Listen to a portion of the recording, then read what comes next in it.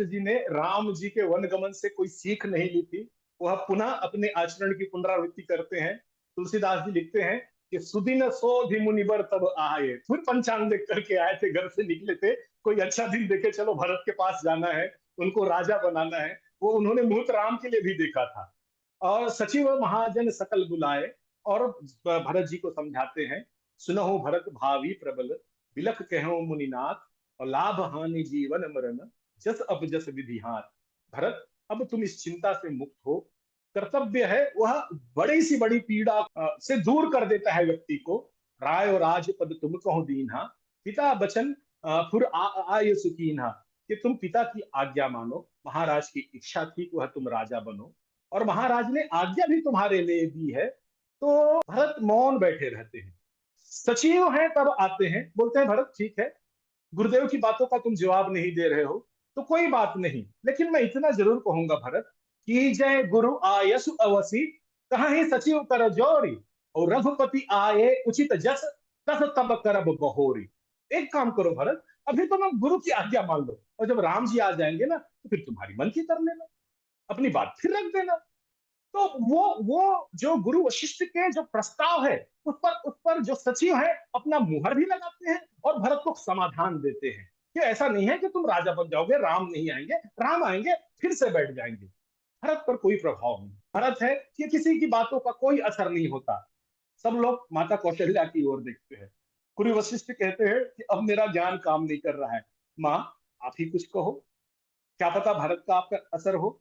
और उसके बाद माता कौशल्या है धीरे धीरे भरत के पास जाती है, भरत का सर सहलाते हुए कहती है कि भैया भरत, परिजन प्रजा सचिव सब अम्बा, तुम ही सुत सब कहाँ अवलंबा। परिजन का, प्रजा का, सचिव का, और हम माताओं का भी आधार हो भरत, तुम ही सुत सब कहा अवलंबा, और सारी धरी गुरु आयसु अनसर हूं, प्रजा पाली परिजन दुख हर हूं। गुरु की आज्ञा मानो भरत, मेरी भी आज्ञा इसी में है। भरत अपने आप को रोक नहीं पाते। जब जब माता कौशल्या बोल देती है तो भरत को बोलना पड़ा, और उसके बाद भरत जो बात कहते हैं वह सब सब सब सबके हृदय को द्रवित कर देता है। भरत कहते हैं कि पितुसुरपुर सिया राम बन, और करण कहो मोहिराज। राम जी है वह वन में है, पिताजी का स्वर्गवास हो गया है, और आप मुझको कहते मैं राजा बनूं, और अहिते जानो मोर हित। तो सबसे बड़ा आश्चर्य यह है कि आप ये भी कहते हो कि इसमें मेरा हित है। ये आपन बड़ू काज, कि आप कोई अपना स्वार्थ सिद्ध करना चाहते हैं। आप तो कई जैसे लग रहा है मुझको। आप कैकेयी ने भी यही किया था ना, कैकेयी ने तो यही किया था ना, मतलब भरत और कोई नहीं, वो मोहरा हो गया आप सबके लिए। सब अपने अपने स्वार्थ लेकर के बैठे हुए हो। मेरी मन की दशा कोई मुझसे कोई पूछता भी नहीं है कि मैं क्या चाहता हूं। भरत सबके सामने फूट पड़ते हैं और कहते हैं हित हमारा रघुपति से बताई। हमारा जो हित है, मैं अपना नहीं कह रहा हूं, सबका हित है, वह राम की सेवा करने में है। और सो हरिनिन्ह मात कुटलाई, जो भगवान ने माता को माध्यम बनाकर से हमसे छीन लिया है।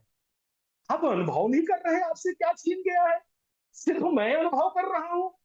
यदि आप अनुभव नहीं कर रहे हैं तो रहिए, राज संभालिए, भरत की जगह कोई दूसरा खोज लीजिए, मैं तो विकल्प हूं ना आपके लिए, और विकल्प मिल जाएगा।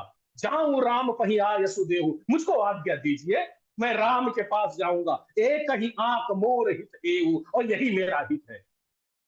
भरत सबको, सबके मुंह बंद कर देते हैं। सब फिर समझाने का प्रयास करते हैं। भरत कहते सावधान, कोई हट नहीं करेगा मेरी ओर, कोई मुझसे बार बार समझाएगा नहीं। मैं कह रहा हूं मोहि राज हठदेव हूं, जब हठपूर्वक कोई मुझको राजा बनाने का प्रयास करोगे ना, रसा रसा तल जाई है तब ही, ये धरती है पाताल लोक में घुस जाएगी। गुरु वशिष्ठ कहते हैं भरत कैसे कहते हो तुम, ये शोभा नहीं देता तुमको, तुम रघुकुल में जन्म लिए हो।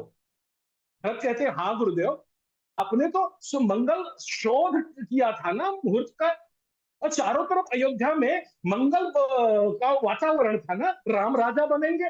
हर व्यक्ति हर्षित था ना।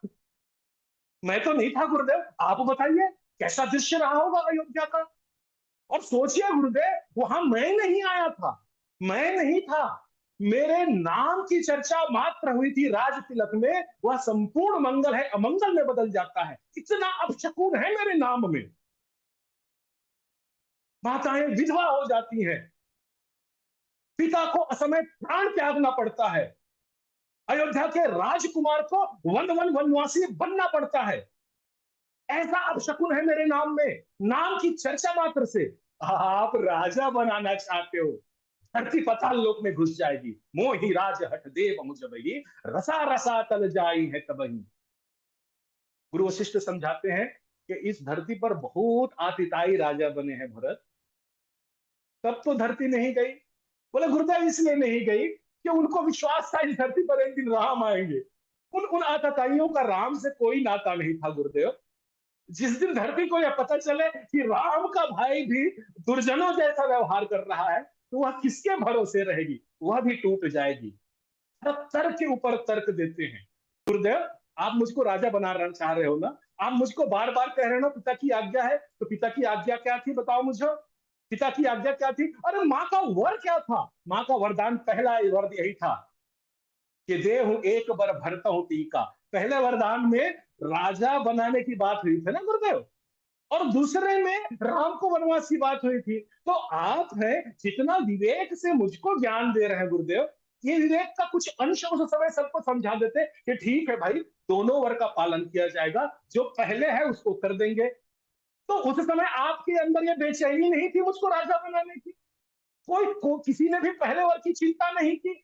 जिस दूसरे वर में अयोध्या का कलंक छिपा हुआ था, अयोध्या का सर्वनाश छिपा हुआ था, हर व्यक्ति है उस ओर ध्यान दे रहे थे। गुरुदेव, ये टूटी हुई उजड़ी हुई अयोध्या को भरत नहीं, उनका राम चाहिए, और मैं राम के पास जाऊंगा, मुझको राम के पास जाने दीजिए। भरत संकल्प लेते हैं और उसके बाद बोलते हैं कि मुझको भरोसा है, आपको हो ना हो, यद्यपि जन्म कुमार और मैं सठ सदा सदोष, और आपन जान न त्यागी है मोहि रघुवीर भरोस। आप लोग मुझ पर भरोसा नहीं कर रहे ना, वो राम भरोसा करते हैं मुझ पर। मेरा जन्म है कुमाता से हुआ है, मैं दोषी हूं, लेकिन राम मुझको नहीं क्या देंगे। आप लोग मुझको अपना नहीं समझते, राम मुझको अपना समझते हैं। मैं तो आपके ये जो सलाह है, मैं तो परेशान हो जाता हूं। ग्रह ग्रसित पुनि बात बस, कहां पुनि बीछी मार, ते ही पिला यही बारुनी, कहूं का उपचार। भरत कहते हैं कि मेरा तो ग्रह ही खराब था, जो मैंने कैकेयी के कोख से जन्म लिया। मेरे कारण मेरे पिताजी की अकाल मृत्यु हुई, मानो मैं उसका सन्निपात सा हो गया। और राम लखन सिया बिन पग पनहि, और भय मुनि बेश फिर ही बन बन ही, और यह दुख दाह दहि दिन छाती, और भूख न बासर नींद न राती। गुरुदेव, जब मैं सोचता हूं ना कि मेरे कारण राम लक्ष्मण और सीता है नंगे पांव बन बन घूम रहे हैं, तो मानो मेरे एक एक पोर पर ऐसे लगता है कि बिच्छू डंक मार दिया है, बिच्छू का डंक जैसे चढ़ जाता है। ये मेरी दशा है, और आप सत्ता का शराब पिला रहे हो मुझको, मेरा उपचार समझते हो इसमें, आप राजा बनाना चाहते हो आप।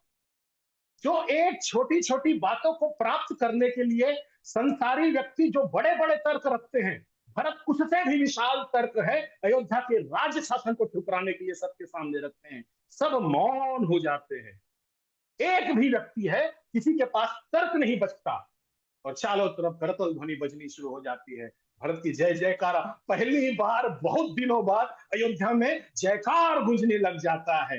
अयोध्या है मानो उनकी खुशियां पुनः वापस लौट आती है।